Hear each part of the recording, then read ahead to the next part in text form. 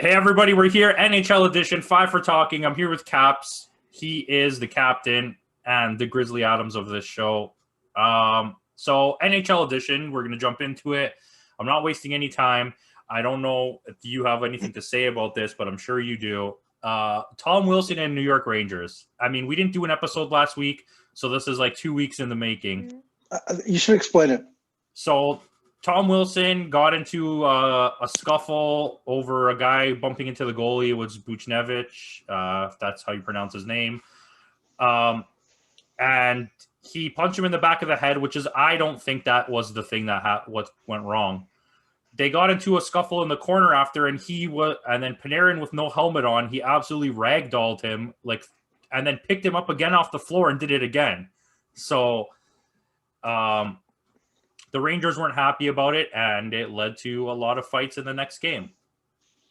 I think the Rangers are in the right. Okay, so... Tom Wilson is a repeat offender. So wait, let's go through this slow. So okay. Tom Wilson did not get suspended and got a $5,000 fine. So I'll get your thoughts when I get to the next one. Then the Rangers called out George Peros, who's the head of player safety, and the NHL in a public statement. And then they were fined $250,000 for their comments, but Tom Wilson got only a $5,000 fine and no suspension. Tell me on that, your thoughts. I agree with the Rangers. Sorry, it's just Tom Wilson's a repeat offender. He literally took someone's head and drove it into the ice almost. Are you telling me there's no intent to hurt someone? I'm sorry. And he's done stupid stuff before. I was about to say the other S word. Yeah. He's done stupid stuff before. So, and he did it to Panarin. Panarin's not even a fighter. Well, Panarin did go at him, but I still agree with you. I'm not still, changing the subject. There's a difference between going at somebody and then intentionally trying to hurt someone. I agree with the Rangers, and it sucks that was it the president got fired and John Davidson. Yeah, we'll go into that. But that was the outcome, or that was a result of all that stuff that happened. Good on the Rangers for going after him. Good on the Rangers for going after him. So I don't care. I'm on the side of the Rangers because Tom Wilson. So here's my thing. Actually, you know what? I'm gonna get through all of this and then we'll talk about it. So the game happened. There was 6 fights, I believe, in the first 4 minutes of the game. 3 of them were right off the face-off. The Rangers absolutely got demolished in all 6 fights. But good on them for sticking up for their team. Yeah. Then, like you said, the president, John Davidson, and the GM, Jeff Gordon, got fired. And now, just the other day, the Rangers fired the head coach, David Quinn, and his entire coaching staff. Yeah, I think that was a result of...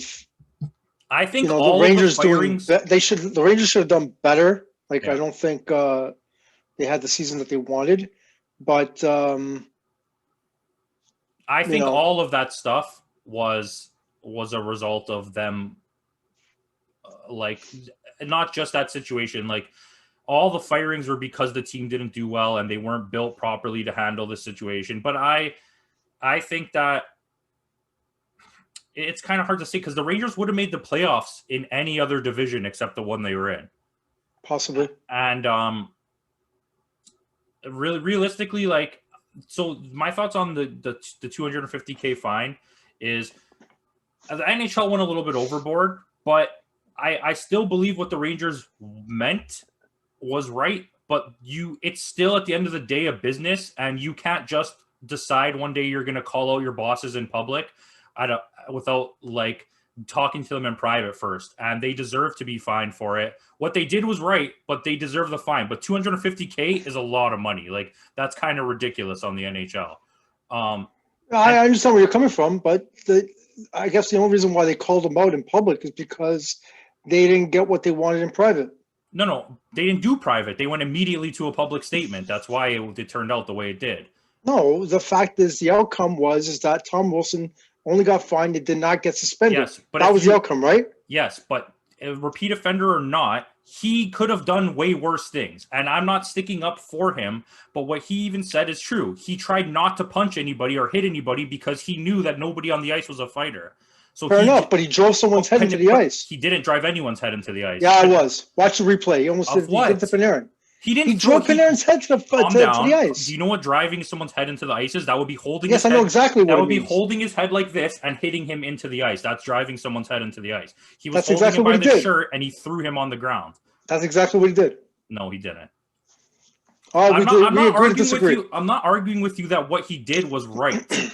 I'm saying that he held back. He could have fought all 5 of those players on the ice at the same time if he wanted to. So he held back. So does that mean that he should get a lesser fine? I'm not saying he shouldn't have got suspended or fined. I'm saying that people are making it seem like this is the worst thing he's ever done. I never said that. The repeat offender thing is where I see the issue, which is what you said, what I was going to get to, that what you're saying makes sense before you start arguing with me about it. But I do agree with that. And he should have got something. But the Rangers didn't need to do that. And the NHL needs to get their shit together because that was even if he did. So you just said right now the Rangers shouldn't have done that, but the NHL should get their shit together. Yes, because which one is it? Hold on. If you don't like what your boss is doing, do you go into a press conference and be like, "Yo, my boss is a stupid idiot, bye," and then throw the mic? No, you don't. Let's not talk about what the things I've done in the past. Yeah, but I'm just saying, no, that you don't do that. That's the reason that they got the fine and that stuff happened. That's fine. It is what it is. I agree with the Rangers. I know, and I agree. I just think they should have handled it better, and I do think the NHL should have handled it better. I think this was handled on both sides. I would agree with that, but and I think Washington at the end of the day, something. At the end of the day, the NHL should have came down harder on Tom Wilson, and if they did, they wouldn't have gotten the response that they did from the Rangers organization. That's it. And so that's the reason why the Rangers did what they did. I think Washington should have also sat him out for a game, like a team suspension for just like what he did was. I know he's sticking up for his goalie, but like you even admitted that nobody on the ice was a fighter, and you still did that. I mean, I understand you held back, and I appreciate that fact, but you still did what you did. What you did is a repeat offender. Sorry. Yeah, exactly. And the team should have done something about that as well. Well, you know what? The team should go out and get another Ryan Reeves, because every time Ryan Reeves steps on the ice, Tom Wilson don't do shit. Well, you know what? Every time Ryan Reeves steps on the ice, he doesn't do anything at all except be a goon. So at least Tom Wilson scores goals. Thank you. But yeah, when he's not doing dirty plays. There's a problem here. Yeah, but we could say the same thing about Brad Marchand. He's probably a dirtier player than Tom Wilson, to be honest with you. Stick with just stick to Tom Wilson. Yeah, exactly. We'll talk about Brad Marchand some other time. But that's my point. It's not like he's the only player doing it. There needs to be a more set guideline in place, which is what I blame the NHL for. Anyways. I understand where you're coming from about Brad Marchand, but the fact of the matter is, don't do dirty plays. That's it. Don't. But what about the Leafs? The Winnipeg Jets are the dirtiest team in the league. That's because, whatever. Clearly, Paul Maurice has never faced Tom Wilson. So, but yeah, I just think as a whole, as a complete whole from both organizations and the NHL, this matter should have been handled a lot better. And good on the Rangers for sticking up. Good on the Rangers for sticking up for your buddies, but like at least learn how to fight before you fight somebody.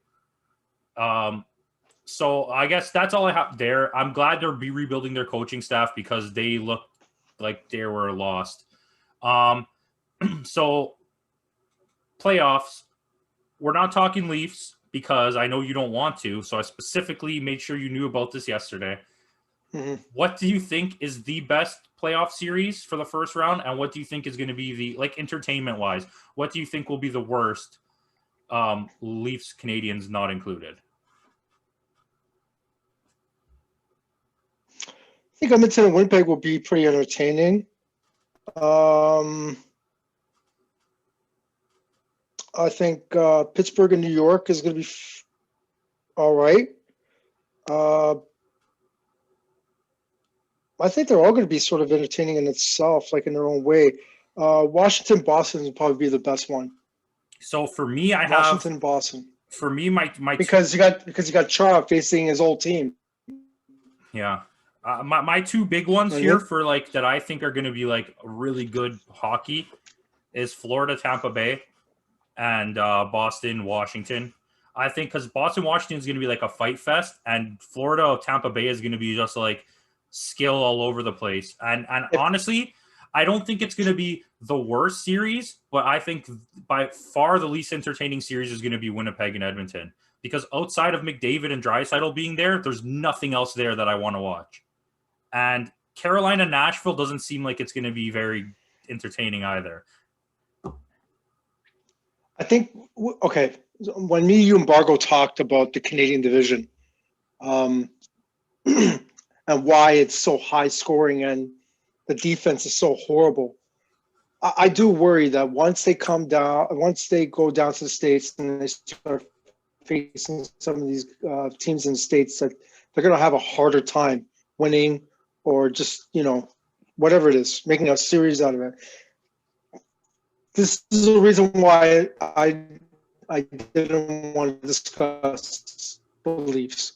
So throwing some bodies around, more specifically, Marchand. Yeah. And like I haven't been keeping up with Washington news, but I know there were players that were out, and I didn't see Ovi playing, and I may have missed him if he did play in the last couple of games, but I'm not sure. But as far as I know, Washington is not 100% healthy, are they? No. Well, they got a week to do it, right?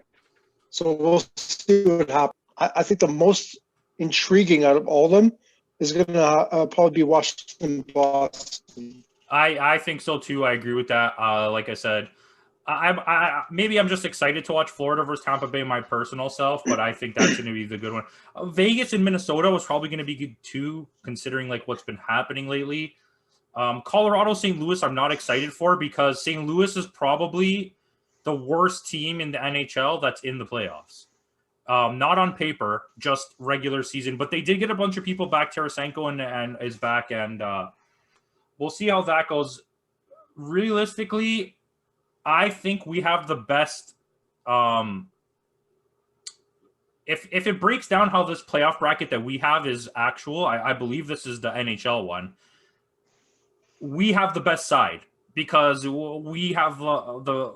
I don't want to have to face any of those teams on the other side, because I agree with what you said, and I agree with Bargo. No comment. All things considered, but I mean, I'm good with that. Let's go quickly. No comment. No comment. Let's go quickly into this. Pittsburgh Penguins were super hot at the end of the season.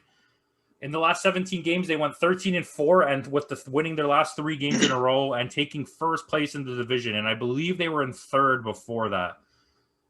They haven't had Malkin for like the last. He played like I think 6 games out of the last 30 days.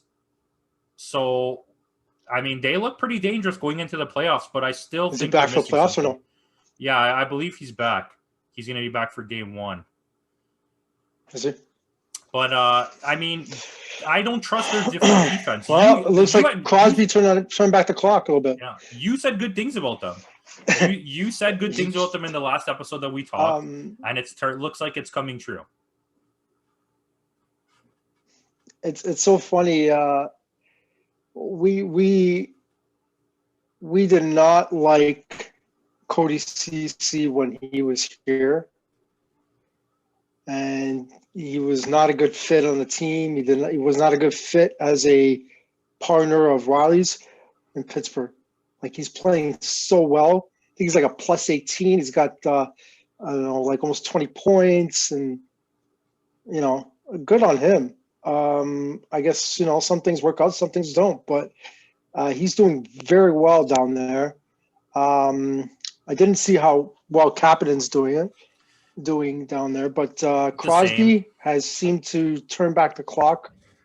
He's still relatively young, but it's what is it? 2010 Pittsburgh Penguins. When they won 2012. Sorry, can't remember. They won not too long ago, like 2014. No, was it 2014? I can't remember. They won after the whole Chicago thing. I have to look at it again. They won after the Chicago LA era. I think I named years that were like Chicago, LA. Yeah, but yeah, like this is Crosby of 20. what is it, 17? I don't know what it was. Listen, doubting Crosby is just a 5 years dumb ago. thing to do. So, I mean, we're not going to do that. I just think No, but like it's, they're doing it without Malkin. That's the thing. You I know what I mean? know. That's a crazy thing. I know. And Jeff Carter looks like he's fitting in nicely there. Yep. Cody Ceci, I never really had a big issue with him. I always thought that he's still young and he can be good if you put him in the right place. But like at that point, the Leafs were like not the Leafs that they are now, and I don't think it's fair to look at him in that situation. But He's 27, man. It's not like yeah. he's a young kid. Well, he's not like 27. he's not like already at the end of his career, right? He's right in his prime. So if he can turn it around, good for him. If not, I don't care. Just gonna be honest. But good for Pittsburgh for coming out of that. That was no point. Yeah. You know what? Listen to me. The last thing I have, Avalanche won the President's Trophy. So I put together a bunch of stats for this because the Caps likes it when I do stats. So the Avalanche won the President's Trophy for best record in the league, 39-13-4. The last team to win both the President's Trophy and the Stanley Cup was Chicago in 2012. The Leafs have never won a President's Trophy since it was introduced in 1985. Detroit has the most President's Trophies with 6. The best team in the regular season, who is the President's Trophy winner, has only won the Stanley Cup 8 times in the last 36 years, and 7 times that team has lost in the first round. So, I mean, what are your thoughts on that? Do you think Colorado will? I don't. So, what's your question exactly? Do you see that as like being the best team in the regular season doesn't matter at all? No, doesn't matter. Yeah. So, I mean, it feels like you were gonna ask me a question like in terms of the Leafs, like why they haven't won. Well, why haven't the Leafs President's won? Trophy? I'm gonna be honest with you. Who cares? Yeah, Who that's cares? what I mean. No, that's why I as long as they didn't do ask you well in that the because playoffs. it didn't matter to me. Like it doesn't really matter. It doesn't really matter who wins the President's Trophy. I mean, I remember Detroit used to rank supreme over that for so many years, and they did. But the ultimate goal is to win the Stanley Cup. Yeah. Who gives a flying fudge my big question to you is President's Trophy? Is the a team being the best team, like proving you're the best team in the regular season, and it doesn't translate to the playoffs because it's like there's a 58% chance that you'll get past the first round as the President's Trophy winner and you won't win a cup. Which just happens for so many years. Yeah. It's happened so many times. It's like a curse to win it. To be honest with you, I really don't consider it a fail if you're the President's Trophy winner and you lose in the playoffs. I don't. Because it's happened so many times where I really don't consider it a fail. I mean, ultimately the goal is to win the Stanley Cup and that's it. You know what I mean? Like, yep. I think that was a really good answer. It's happened so many times, Campo. It really happened so many times. I agree with you. I remember, I think the Rangers used to be like first place so many times. They just like be out of the playoffs in the first or second round. I mean, it sucks. Tampa just did it. Tampa's the most recent team that did that. They were by far the best team that season. And 2 years. Yeah, 2 years ago. They were by far the best team in the regular season and lost in the first round to Columbus, who like squeaked into the playoffs. So I mean, Columbus beat the Leafs the next year. You know what? But like here's the thing, like it happened to Tampa, but then the year after that, which was last year, they won the whole thing. Yep. I mean, yeah, you know what I mean? It's like it's kind of just an up in the air question, right? Like I don't think it really matters. It's just cool that there's like a lot of history behind this and like people not winning when they win the President's Trophy. But I mean, I hope Colorado makes it pretty far. I like Colorado. That's all I have. Do you have anything? No. All right, guys. Thank you for watching. 5 for Talking. Like, comment, subscribe, and tell Caps how much you like his beard in the comments.